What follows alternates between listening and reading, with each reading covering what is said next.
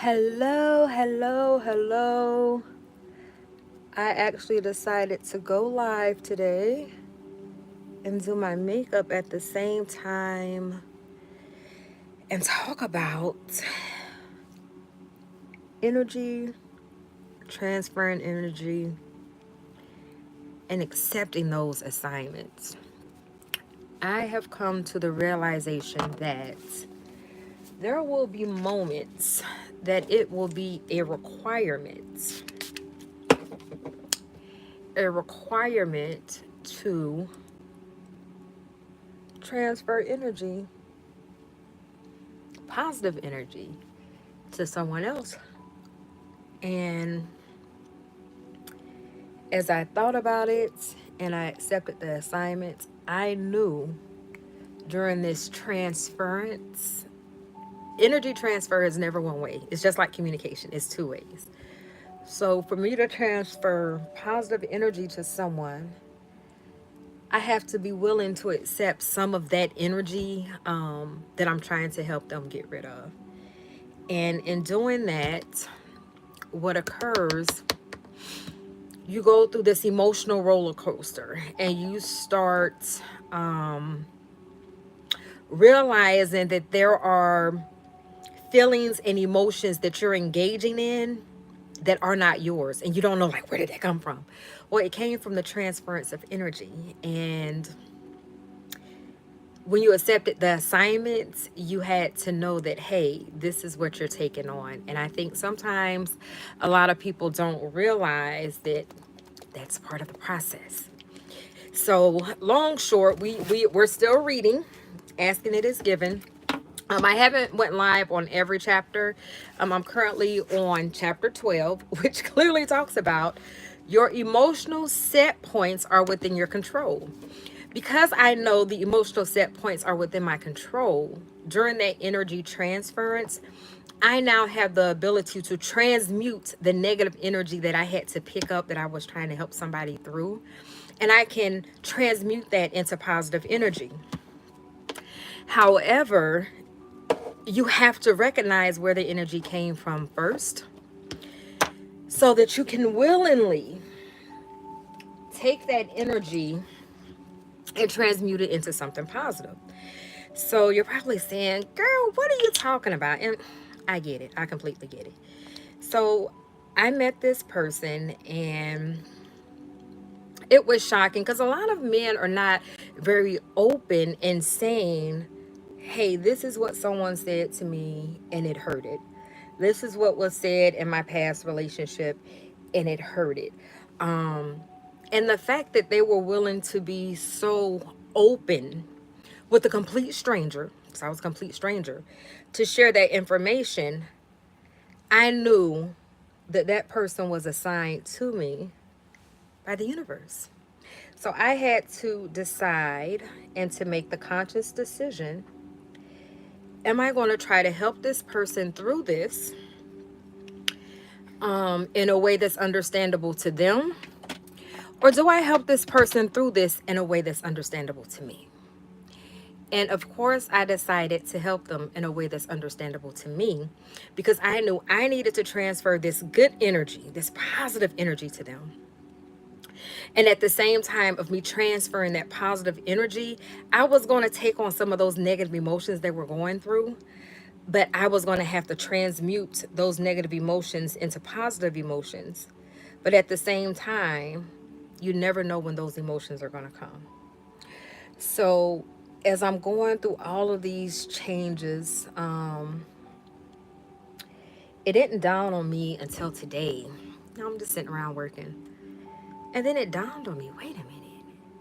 You never did anything with the energy because the energy never showed up for you to know that, hey, hello, here I go.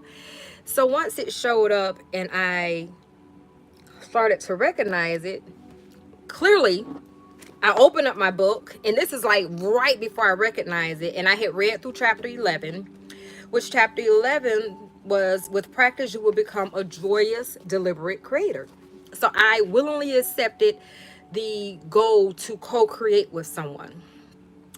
And sometimes you will co-create with someone, but your co-creation is to heal that person. And if you know how to transmute energy, which I do, I knew how to transmute the energy, but I didn't know when the energy was coming. And I started feeling it today. And then when I got here, that's when I took a step back, because I didn't even want to take a shower today. I didn't feel like taking a shower. I didn't want to put on clothes. I didn't want to do my makeup. I had this real down feeling, and I was like, where is this coming from? But then I had to go back a few days ago and realize, oh, I agreed to an energy transfer. So now that that energy is here, I have to transmute that energy into something positive.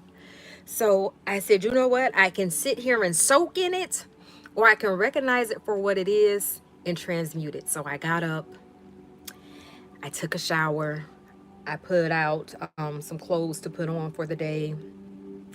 And then I debated, do I really want to go and share this very intimate moment on YouTube? Because I'm only on YouTube, because y'all are the Butterfly Collective. My tribe is my vibe. So thank you so much for being here.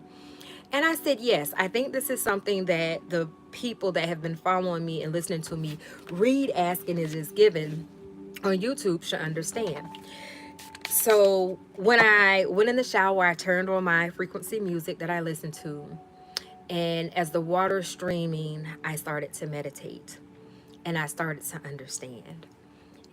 And then it was like, so what do I really want to transmute this into? And I still don't have an answer for that, but I feel like what I'm transmuting this into at this point is the understanding for everybody to capture that it's not always going to be about you.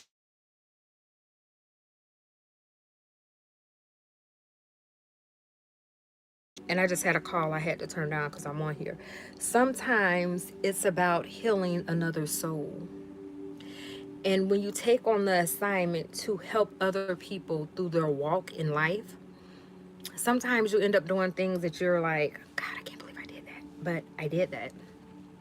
But I did it understanding the assignment before I did it. And so now we're here live and I'm putting on makeup and I'm trying to get back to that place I was in my mindset before I agreed to transfer this positive energy to this person, knowing that I would be taking on their negative energy and I would have to transmute it. So I plan, after I do my makeup, to actually read chapter 12 on live. And I believe as I'm reading chapter 12, I am going to start getting downloads to help me understand and connect to what occurred and the reason why and all of that good stuff. So you have to be willing to help other people in their life journey and help them understand the frequency that you operate in. But by helping them understand the frequency that you operate in, you will be helping them understand the frequency they may be in. So just to go a little deeper, I have a little plaque that I purchased and it says, dive deeper. So it was interesting because this person shared with me that they wanted to be a preacher and they had served some time in prison, quite a few times. And they wanted to be a preacher, and one day they're going to be a preacher. And my question ended up being, what made you want to preach? So they just said, well, I did it when I was locked up and I really enjoyed it. To me, that was a very vague answer because clearly if you want to preach, it should be something in you that's calling you to preach. So as I, kept digging a little deeper, trying to know more and more about this person, I realized, oh, they have a controlling spirit. But it was a good controlling spirit. It wasn't a real negative one, not that I'm aware of, because again, this was a very short interaction. So they have this negative spirit.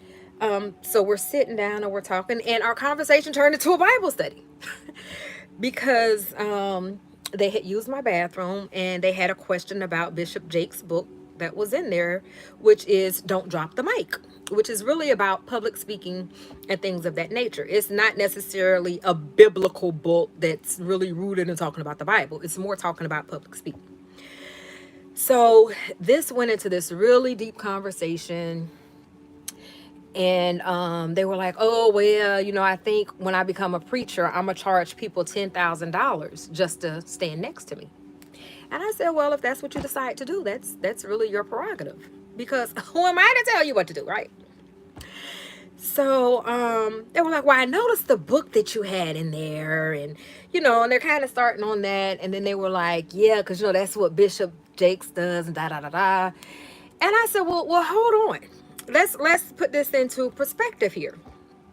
Because he was saying basically when Bishop goes to other countries, he's charging $10,000 for people to want to stand next to them. Now, I've never really heard that before, but even if it's true, let's put it all in perspective. Let's say you're in a third world country and you have a mass of people, 1 million people that want to come see you and they want to touch you because they feel like that they can get an impartation from you. How do you stop from being overtaken by that crowd? You limit the amount of people that can come in close proximity to you by putting a value on your life. So if that's what Bishop did, because that was kind of my interpretation, then that's what he did. But where I stumped this one to be preacher one day, he said he's going to be a preacher one day, so I agree with him. I said, well, then he asked me, because I have Neville Goddard's book, which is the compilation of all his books. And he said, well, what is this right here? And I said, well, that's a book about manifestations and, all of that. And he was like, oh. Then he ended up, he said, well, do you read the Bible? Do you believe in the Bible? I said, yeah. So he started trying to quote scriptures, okay, where he's Corinthians 7 and 8. I said, hold on, I don't know the Bible like that. I know scripture, but I don't have it memorized where I want to quote the actual chapter and verse. That's a very controlling thing, in my opinion. This is all my opinion. That's the thing that people do when they want to show people, oh, I know the word. But do you really? So I threw him for a loop when I completely said, and I said, well, I read the Bible and I have questions because I was raised to know, as I was told, unicorns aren't real. So if unicorns are not real, why are unicorns in the Bible? Stumped him. He was like, and every pastor I have had this conversation with, I get the same thing. And he was like, what exactly is unicorn? How are you knowing scripture so much and you read the Bible so much, but you don't know that unicorns are mentioned in the Bible? But hey, we were told unicorns aren't real. So I politely went and got my Bible. And also as proof that, sir, I have a Bible. And I had to use Google to pull up the scripture, but it's mentioned like a couple times in the Bible. So I read the scripture to him and I seen it and he was like, oh. I said, so that means one of two things. Either unicorns are real or the Bible is a lie. It's more of a fictitious type thing and you don't know what to believe. I said, but unicorns are clearly in the Bible. And if you're telling people unicorns are not real, why are unicorns mentioned in the Bible? Because if the Bible is supposed to be true, why is something that's fictitious listed and noted several times in the Bible? Through this soon to be wannabe pastor for a loop. Then we went through the conversation of the conversation went into judging. And I said, well, the Bible clearly says, and again, they're trying to quote scripture. I said, hold on. I don't know scripture like that. I just know the Bible. I said, but clearly it says in the Bible, judge not lest ye be judged. And if you judge, ye shall be judged in the same measure. So they flip through when they read the Bible because at first they wanted to like, nah, that ain't what it says. So when they get to the scripture and they read, and then they're trying to tell me this is not exactly what it means. And then they read again. And I said, look, I judge, but I don't judge. I judge everything, but I do not judge, which means I look and I analyze everything. But at the end of the day, it is not for me to say whether that person is right or wrong in what they're doing, because everybody has their own walk with God, which I believe is your inner higher self. And that tells you what to do. And if it gives you this good feeling and it's positive energy, then it is probably aligned with your purpose in life. Everybody does not have the same purpose. So, and mind you, he was preaching in prison. So clearly you did something to make you go to prison. So I'm sure there are some people that were there that you gave a word to, that it was your season to deliver that word to those people. That's a whole nother story. So as we go through the debate, then he comes back and he says, you're right. You're right. It does say that. So that kind of ended that. So then we go back into me having these feelings of inadequacy today. These feelings of feeling like I'm just not enough. I'm never going to really make it. Um, I'm falling short in this area and that area. And I was like, where is this coming from? Because I feel so accomplished in life. I'm at the point in my life where I'm like, I have hit every goal I have set out to hit. And I'm trying to figure out, well, what's next? So now I'm feeling like, well, why am I feeling this? And I realized, wait, you accepted the assignment to transfer energy. And through an energy transfer, you are giving your positive energy, but you also have to take on a person's negative energy. And when you get that negative energy, you have to transmute it into positive energy. So until you get to a level where you can actually transmute negative energy that a person gives you, I would not recommend anyone to go into the realm of energy transference, because it can be very detrimental to you mentally. I probably said it wrong, detrimental to you mentally, because it can put you in a state of mind of beating yourself up until you recognize, wait a minute, this ain't my energy. This ain't mine. So when I realized that, that's when I said, oh, let me get up, let me pull myself together, because this is the energy of the man that I decided to help. This is not the energy of me, because it's not. So I decided to come on here and be very transparent in this moment in my life and share with you all that energy transference is very, very real. Now I'm not going to go all in detail, but if you grow on, you can understand what occurred, because I allowed him into my portal, and by allowing him into my portal, I allowed him to accept my energy, and I gave him mine. I accepted his. So this is where I had to really get myself together and realize, hey, this ain't my energy. This don't belong to me. So after I finish doing my makeup, we're going to go directly into chapter 12 of Asking It Is Given. Which this chapter, which is right on cue. Everything I have been reading in this book, let me just start there. Everything I have been reading so far has been spot on as to where I'm at in that moment in my life. So right now, this chapter is on your emotional set points are within your control. And I had to realize that when I realized, wait a minute, this isn't my energy. Like, these emotions that I'm feeling right now, these are not mine. And I realized I control the energy. So I have to transmute this negative energy that I agreed to pick up by helping someone else. I need to transmute this energy into positive energy. And I decided to come live and be transparent in this moment with you all to let you know what I was experiencing. So, starting off, chapter 12 says, most people do not believe they have control over what they believe. They observe things happening around them and evaluate them, but they usually feel that they have no control whatsoever about the belief that is formulating within them. They spend their lives sorting events into categories of good or bad, wanted or unwanted, right or wrong, but rarely do they understand that they have the ability to control their personal relationship with these events. I realize that. It is impossible to control conditions that others have created. So I created the condition, which means I have control over it. So I need to now transmute the negative energy, the negative emotions, and make it positive. Since many people approve of some of the conditions that others have created but disapprove of others, they set out on the impossible mission of trying to control conditions through personal force or strength, or gathering together in groups to gain the feeling of more power or control. They seek to preserve their own well-being by attempting to take control of any circumstances that they believe could threaten them or threaten it. But in this attraction-based universe, where there is no such thing as exclusion, the harder they push against unwanted things, the more they achieve vibrational alignment with unwanted things. And in doing so, the more they invite unwanted things into their experience. And as more unwanted things now manifest in their experience, they shore up their own belief.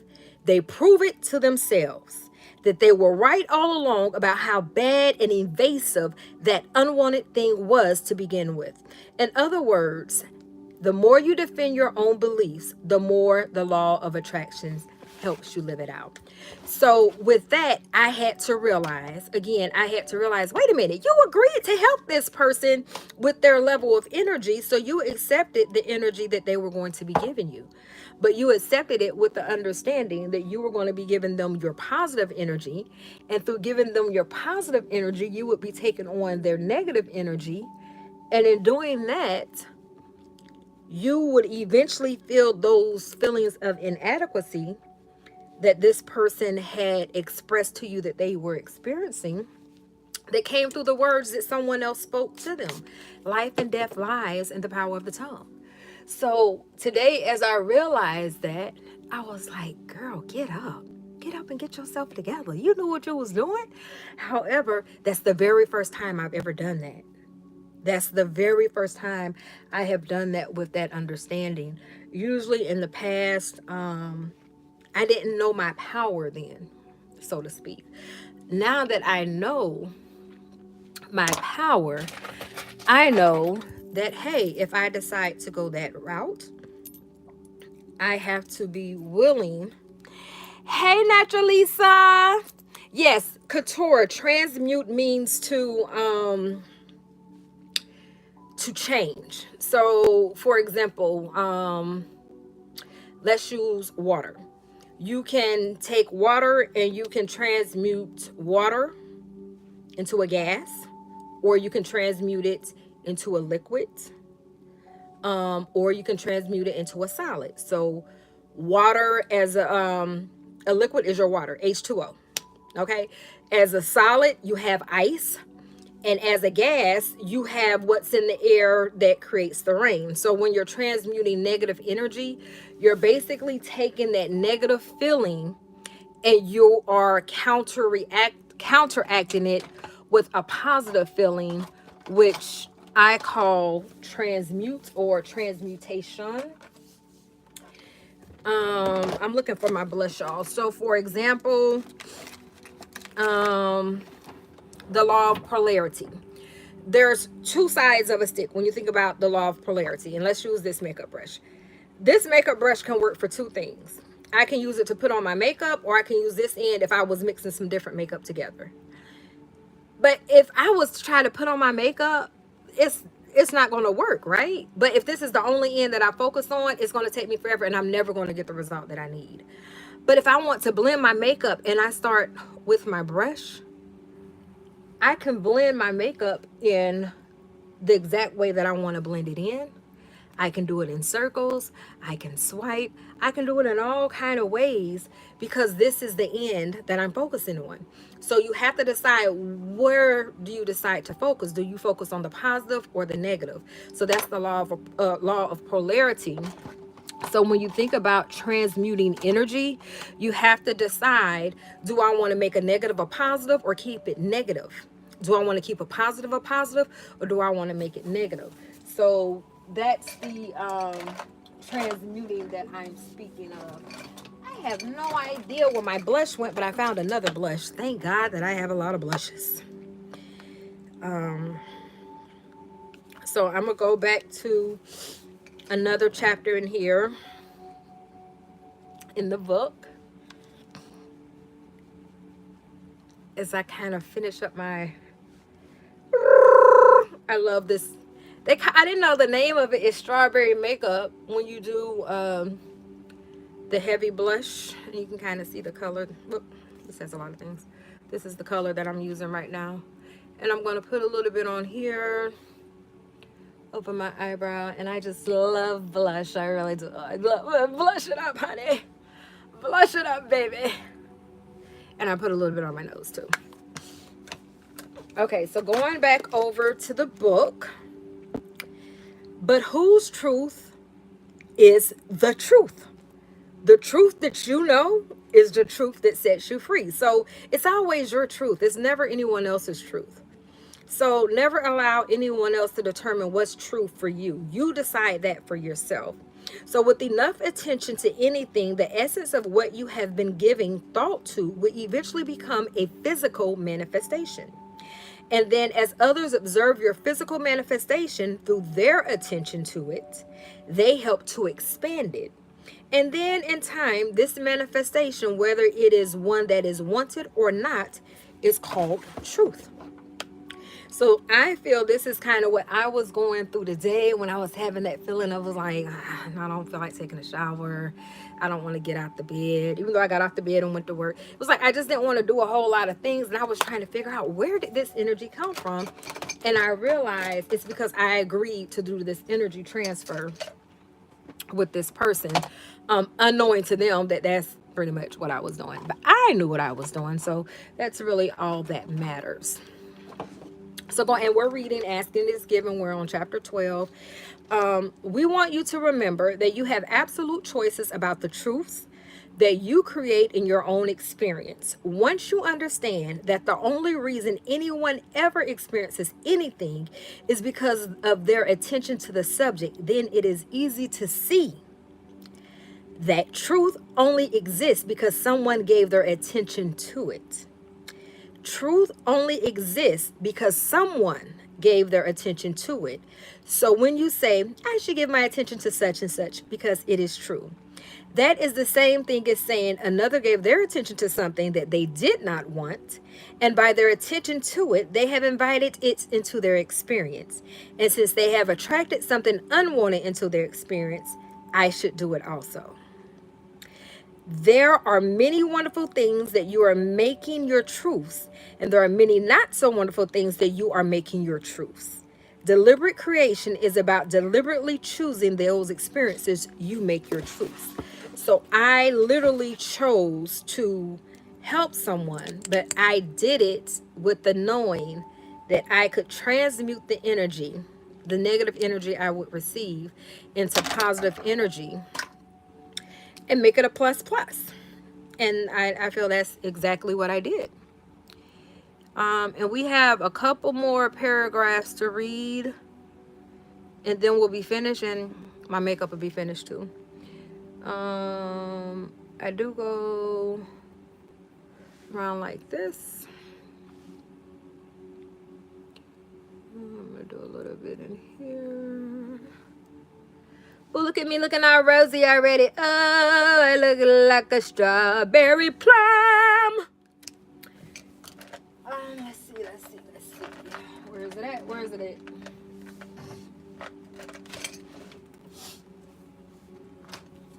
Maybe I stuck it in here. Let's see.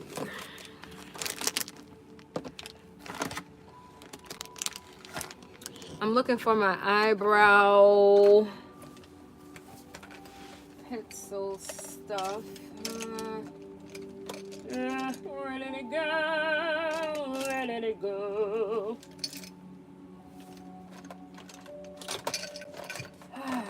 This is the only part I hate about doing makeup. Sometimes I can't find the stuff I'm looking for. Okay, so while we're waiting on that, let's go back in here. Your point of attraction is being affected. When your activated thoughts are general and not very focused, those early vibrations are still very small and do not yet have much attention. Have much attraction power or pulling power, so to speak. So when your activated thoughts are general and not very focused, those early vibrations are still very small and do not yet have much attraction power or pulling power, so to speak. And so in these early stages, you would not likely see any manifested evidence of your attention to the subject. But even though you do not yet see the evidence, the attraction of other thoughts that are vibrational match to these is occurring. In other words, the thought is becoming stronger. Its pulling power is getting stronger, and other similar thought vibrations are joining it. And as the thought gains momentum, you now begin to get an emotional reading on how well this growing thought vibration is matching the energy of your source. If it matches who you are, your good feeling emotions indicate that. If it does not match who you are, your bad feeling emotions indicate that.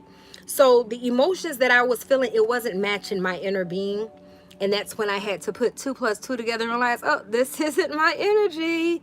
This is not me. This is from him. And a lot of people fail to realize that when you allow someone into your space, your energetic field, you're going to pick up on their energy. And when you pick up on that energy, you have to decide for yourself, is this the energy I want to engage with? Or is this the energy that I am not aligned with and I want to walk away from? So for me, I went into this scenario knowing that I wanted to transfer my positive energy, and I made that very clear. It wasn't even like it was a question mark. It was understood from the beginning. That's what I was actually doing. I really want to know, where did my... here's one.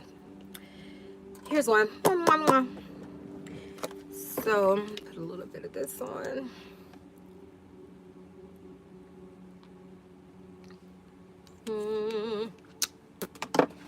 So going in, we actually have a couple little bit more to read. So for example, when you were little, your grandmother may have said to you, "You are such a wonderful child.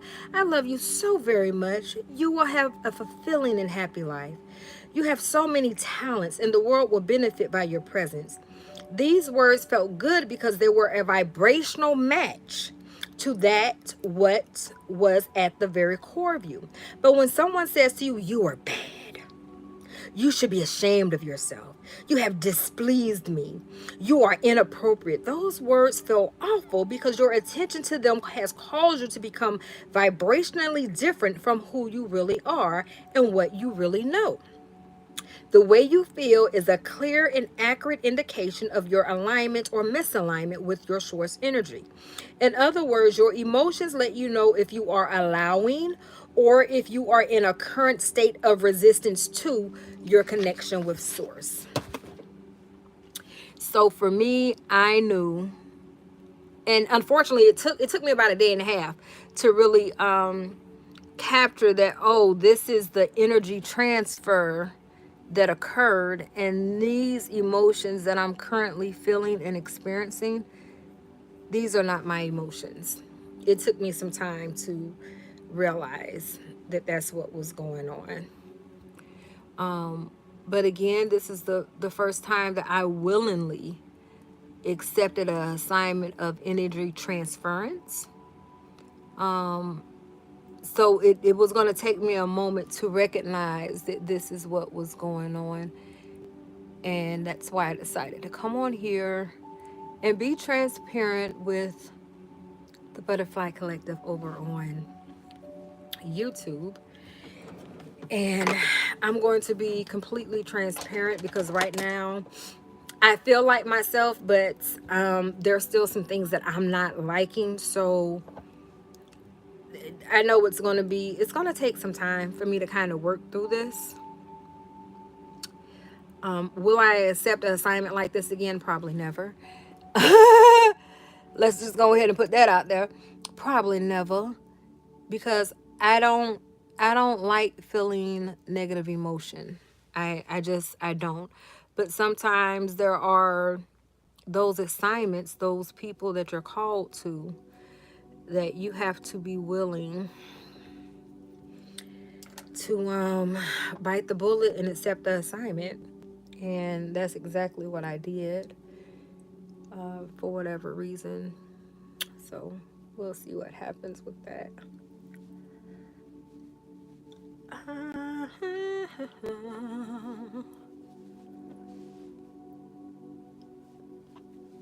And I'm still new on my lock journey. I don't like this frown line this here, but hey, at my age, it's probably never going to go away. I'm always allergic to stuff, so I'm scared to try Botox. But hey, it is what it is what I always say. And let's see, I think I like my hair pulled back a little bit. I saw a comb somewhere. Where did I see that comb at? So let me go back and read another chapter to you guys. So moods as indicators of your emotional set points. And that's how I knew something is going on here, because of my mood. The fact that I didn't want to get up and take a shower and change clothes, that's so not like me. Because I usually take a bath, a shower in the morning, in the afternoon, and at night. Especially in this season, I am currently in phase 5 of 30 days to impact. And I know every time something different happens, it's a moment for a new segment of intending. So I have been showering a lot and just shedding off the old energy, putting on new clothes.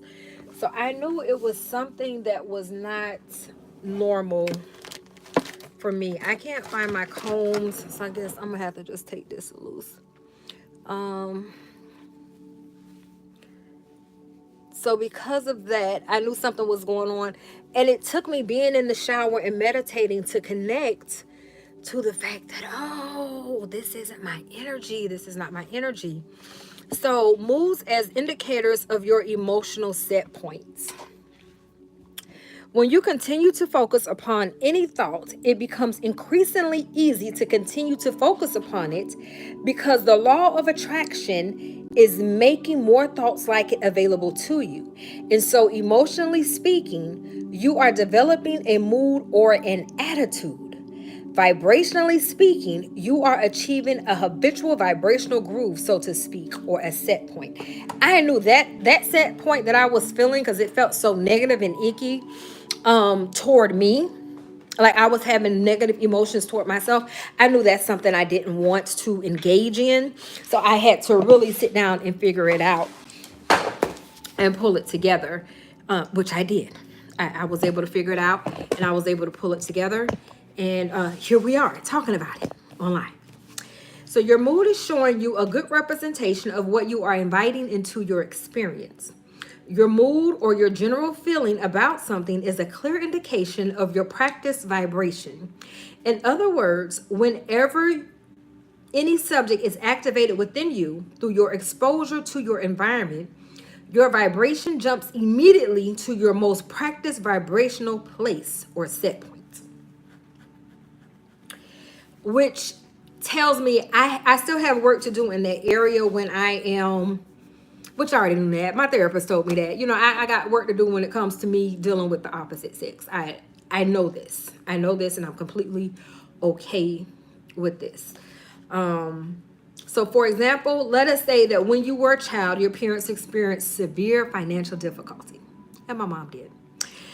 And so the lack of money and the inability to purchase desired things was often discussed in your home, with the accompanying emotions of worry and fear. Often in response to your request for something, you were told that money doesn't grow on trees. Ooh, she used to wear that line out, okay? And that just because you want it doesn't mean you'll get it. Well, she said that too. And that you, like everyone else in this family, should learn to do without. That is just the way it is. I never accepted that. Because of years of exposure to this thoughts of lack, your habit of thought around the subject of money, your emotional set point, became one of low expectation of financial success. And so, whenever you thought about money or abundance, your mood or attitude would immediately shift to disappointment, worry, or fear. Or when you were a child, maybe your friend's mother was unalived in an automobile accident, and then your close association with someone who was experiencing such severe childhood trauma made you fearful for the well-being of your own parents. Whenever they traveled somewhere by automobile, you would be gripped by fear until they returned. And also, bit by bit, you developed a habit of worry about the well-being of those you loved. Your emotional set point became that of insecurity. Or when you were a teenager, perhaps your grandmother suddenly passed away of a heart attack. And in the years that followed her death, you often heard your mother expressing her concern about the high probability of the same thing happening to her and her children, including you. Nearly every time any conversation about your grandmother came up, her untimely heart attack became an emotional and fear producing part of the conversation. Even though your body was strong and you continued to feel physically good, a concern about your own physical vulnerability rumbled under the surface. And so, over time, you achieved an emotional set point of physical vulnerability. I feel like my eyebrows not together. I'll fix it after I finish reading though. Your emotional set points can be changed. Your emotional set points can be changed. I had to reset my emotional set point today. So, in the same way that your emotional set points can change from feeling basically good or secure to feeling bad or insecure, and I was having some real insecure set points today, and I realized those are not my feelings. Your set points can change from not feeling good to feeling good. For your set points are achieved simply by attention to a subject and through your practical thought, your practice thought.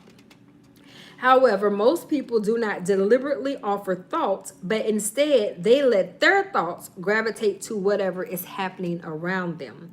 Something happens, they observe. They have an emotional feeling response to what they are observing, and since they usually feel powerless in controlling what they are observing, they conclude that they have no control over their emotional response to what they are observing. Now, I had to observe what I was observing and take a step back and say, hold on, what's going on here? And I had to say, hold on, this ain't me. That's him. That's the transfer I received. However, most people do not deliberately offer thought, but instead they let their thoughts gravitate to whatever is happening around them. We want you to understand that you do have absolute control over the set points that you achieve. And we want you to understand the extreme value in deliberately achieving your own set points. Because once you expect something, it will come. The details of it may play out differently, but the vibrational essence will always be an exact match. And that concludes chapter 12, which was spot on where I'm at today, which is your emotional set points are within your control. And again, we are reading Ask and It Is Given, Learning to Manifest Your Desires by Esther and Jerry Hicks. These are the teachings of Abraham. And chapter 13 starts talking about allow your feelings to be your guide. And I definitely allow my feelings to be my guide. And today was that moment that I had to take a step back and say, hold on, these are not my feelings. What is going on? And I had to recognize it was from the energy transfer that I agreed to. So I hope you all enjoyed today's reading. I hope I added value to you. Continue to like, share, and comment. And I appreciate your engagement. You all have a super awesome day and an awesome weekend. And I'll talk to you later. Bye.